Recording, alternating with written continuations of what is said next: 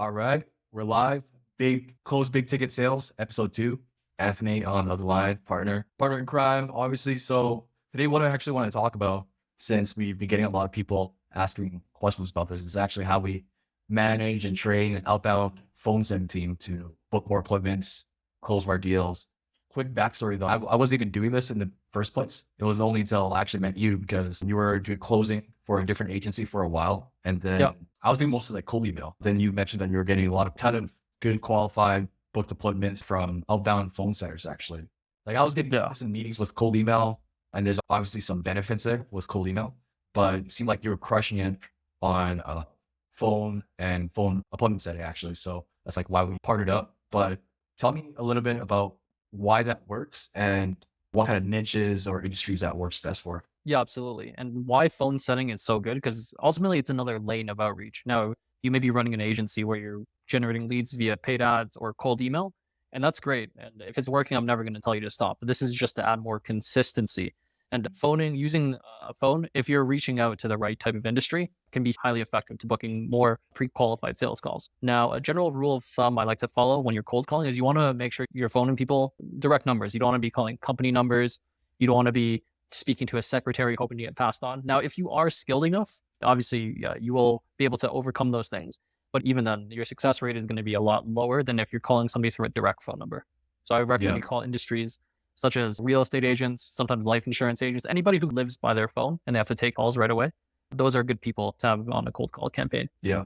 So we've been getting a lot of success lately with actually opted in leads. So real estate, all those industries there really depends on how well it works with cold calling, but we've been getting a lot of success with opted in leads because these people actually expressed interest. They gave their phone name and email.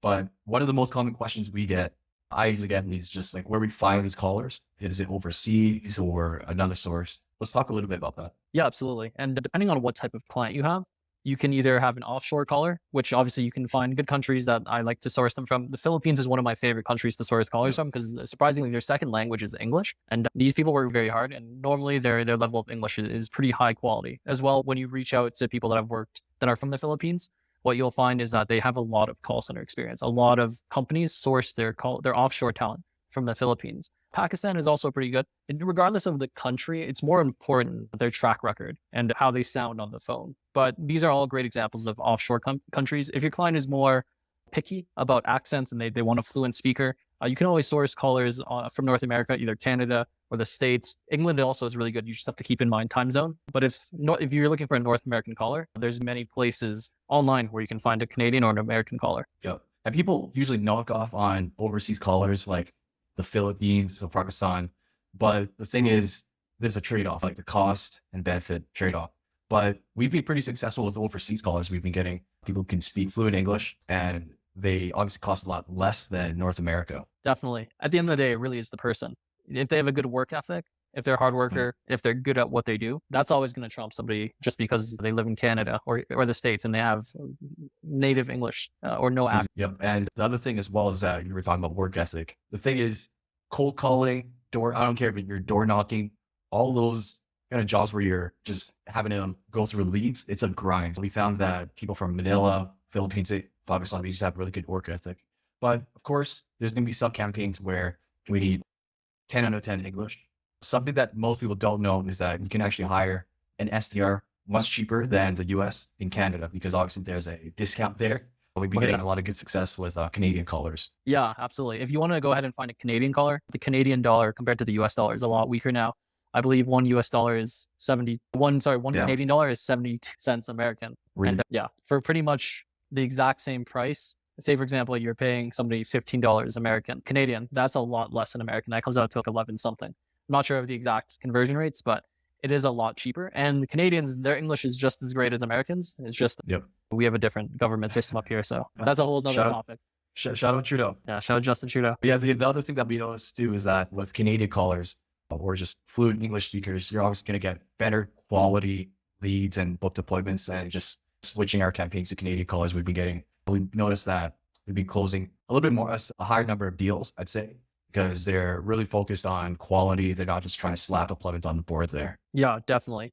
The main concern when people just want a North American based caller is they want their brand to come across in a better light. They don't want somebody to contact their leads and speak with an accent. They feel, I don't agree, but they feel like having a Canadian caller would represent their brand properly. It would make it feel like a more North American theme rather than an outsourced operation. And I totally get it.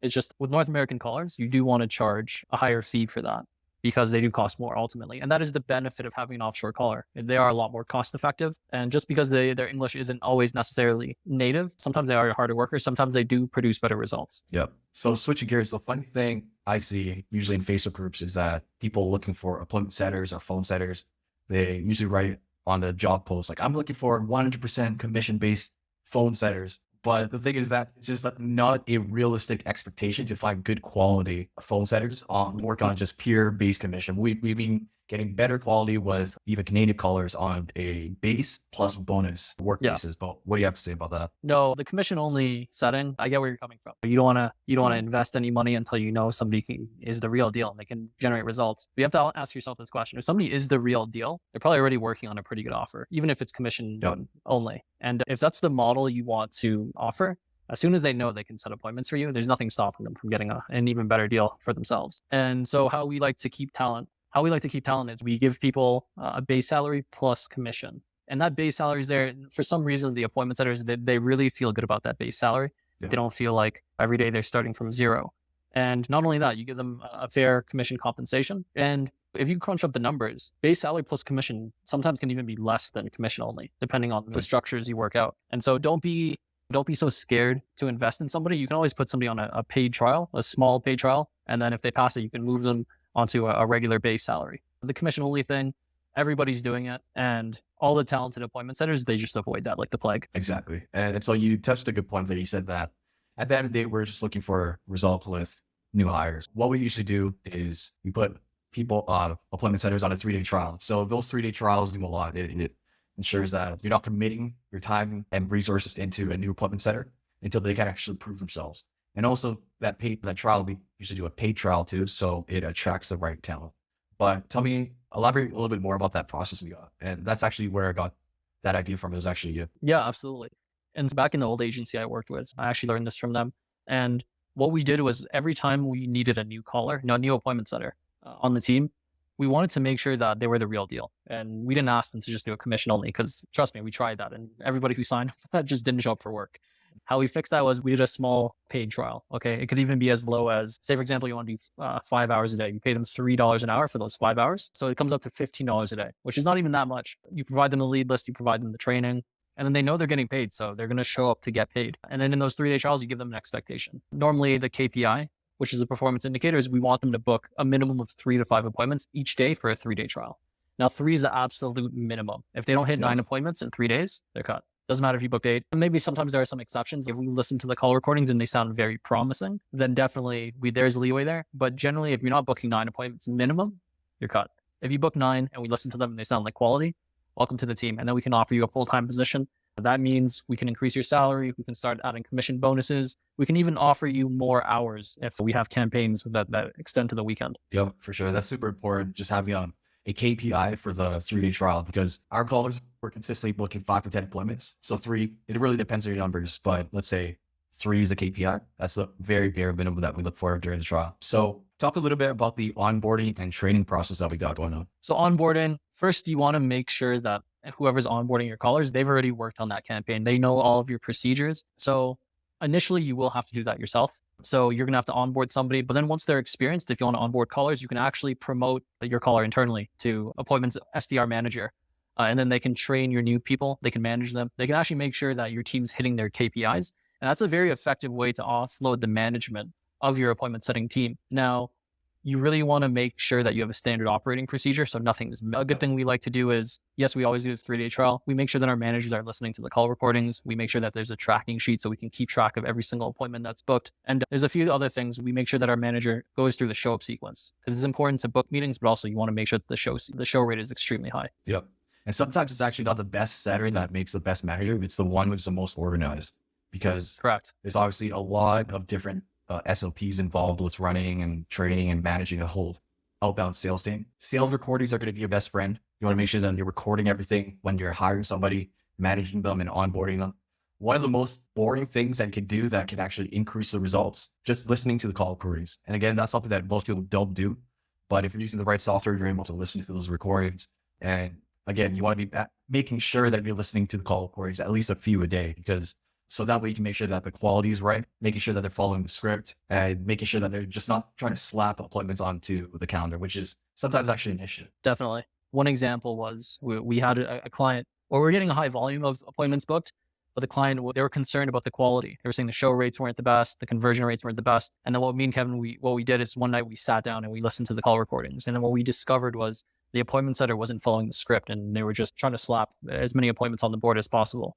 And we did have to let that appointment setter go, because that's not how we operate here. We operate at a higher level of quality. But when we did switch that appointment setter up, the appointments started not only did they increase, but the quality of the appointments also increased, and the client was a lot happier. Since that's what we're using.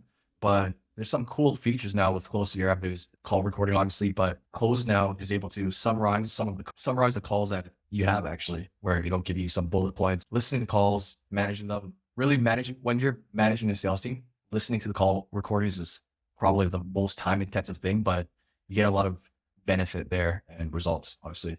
But for people listening, what is Close.io? What are some things that you like about it? So Close.io is an all-in-one CRM, and it was built by salespeople, and we swear by Close.io. I'm gonna just give you the expectation. It is a very expensive software, depending on which package you're using, but for our business, it's worth every penny. Not only can you store all the leads there, but it keeps track of the entire contact history, from SMS, emails, call recordings. If you guys do calls, every single touch point is recorded between you and your lead, including appointments that are booked, every single thing.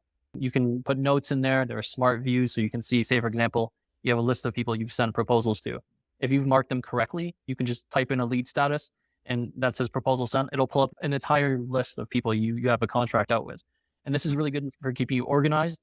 And also, when there's so many leads, naturally, you're just going to forget about certain leads. This makes it so that you'll never forget. Yep. And again, with Close, it's super important with your sales manager that they know how to use Close CRM in and out, just because that's actually the software they're going to be teaching somebody else to use as well. Yeah, no, absolutely. Right? Absolutely. And once your team's trained on a CRM like Close, everything will be so much more organized. You'll be able to see exactly what's going on a daily basis, how many dials are being made, how many appointments are booked, who has the most time on the phone. All these things are trackable. Yeah, for sure. So let's wrap this up here. A lot of good nuggets there on managing teams, how to set up phone outbound setters. Anything else you want to say? One thing I'll say is like a little bit of nugget of information for you guys hiring appointment setters. Keep it on a KPI basis. Don't try to micromanage like how many dials they're doing, how many hours they're working. I know it might sound like attractive that if somebody booked all the appointments necessary in 1 hour, that you try to just only pay them for 1 hour. Because what's going to happen there is they're just going to find a better paying job. You have to understand, cold callers, don't expect loyalty from a cold caller. That's probably one of the best pieces of advice I can give a business owner hiring an appointment setter. Don't expect loyalty from those people. They're looking for the best deal for themselves. And if you keep them on a KPI performance basis, it's going to make it seem like they're getting paid for a full day of work, even if they finish their tasks in 1 or 2 hours. We really incentivize that, the flexibility, because even if you are, say, for example, paying them minimum wage, it makes them feel like they're getting a lot more than minimum wage. For sure. Yeah. Some people don't realize how much of a pain in the ass it is to hire, train, and manage outbound phone setters. So if that's you, reach out and we can discuss more about that. But that's it for today. Thanks, Anthony. No problem. See you guys.